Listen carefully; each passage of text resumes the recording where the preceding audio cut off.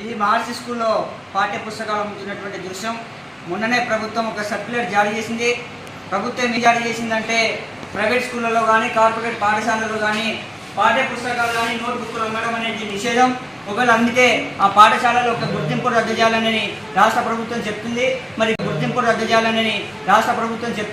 మరి ఇక్కడ ఉన్నటువంటి డిఓ ఏం చేస్తూ ఉన్నాడో జిల్లా విద్యాశాఖ అధికారులు కావచ్చు, మండల విద్యాశాఖ అధికారులు కావచ్చు చూసి చూసినట్టు వివరిస్తూ ఉన్నారు. వాళ్ళకి ముడుకులు కూడా ప్రతి సంవత్సరం వస్తున్నటువంటి పరిస్థితి చూస్తూ ఉన్నాం. ఎందుకు చొరవ తీసుకోవట్లేదు? ఈరోజు ప్రైవేట్ పాఠశాలలో గ్రామీణ ప్రాంతాల్లో చదువుతున్నటువంటి విద్యార్థులు ఎక్కువ ఉన్నారు. వాళ్ళ దగ్గర నుంచి అధికంగా పుస్తకాల రూపంలో వాళ్ళ దగ్గర నుంచి విద్యార్థుల తల్లిదండ్రుల నుంచి రక్తం తాగుతున్నటువంటి పరిస్థితి చూస్తాను. ఒక్కొక్క నర్సరీకే 6 నుంచి 7,000 రూపాయలు వసూలు చేసినటువంటి పరిస్థితి. దాంతోపాటు యూనిఫామ్స్, పెన్నులు, నోట్బుక్లు సైతం కూడా మహర్షి స్కూళ్ళలో అమ్ముతున్నటువంటి పరిస్థితి చూస్తున్నాం. కాబట్టి టై బెల్ట్ ఇవి అన్నీ కూడా అమ్ముతా ఉన్నారు. కాబట్టి ఈ మహర్షి స్కూల్పై తక్షణమే చర్యలు తీసుకోవాలని SFIగా డిమాండ్ చేస్తాం.